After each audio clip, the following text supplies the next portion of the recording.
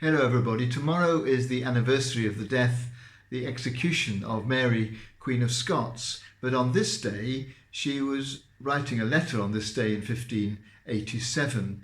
It was a letter to King Henry III of France, her friend and ally, because she had been forbidden permission to write a will. And so this was effectively a letter to him explaining that and saying that though she'd hoped that she would be able to be buried after her death in France, that permission for that had been denied, and she wanted him to know this. She wanted the contents of this letter to be kept secret, so she used the locked letter method that was common among wealthy people of the 16th century.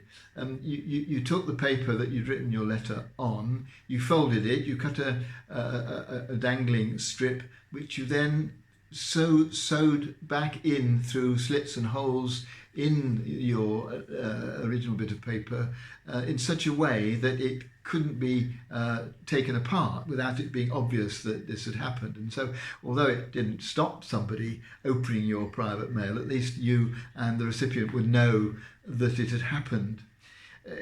They wanted to keep secrets just as we do when we are setting the privacy settings on our various social media and our other electronic communications. And the decision as to who we're going to share things with says a bit about us and our attitude to those people and to our own privacy in general. One of the things that's really lovely, of course, is to be entrusted with a secret. When a friend or someone that you're caring for tells you something that you know they don't want passed on, or maybe they tell you not to pass it on, there's something really self-affirming about that. It makes you feel as though someone is really trusting you, and it's a good thing to share secrets, because sometimes we have secrets that if we bottle them up, if we don't tell anyone about them, it kind of fester away and don't do us any good, and perhaps grow more important because of the feeling that we mustn't tell anybody.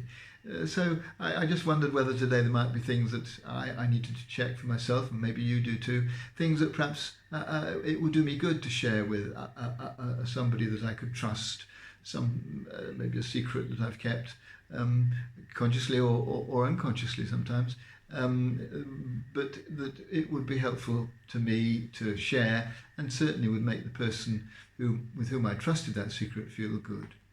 Just a thought today then about secrets, about giving them to others, sharing them with others, and being on the receiving end of other people's secrets too.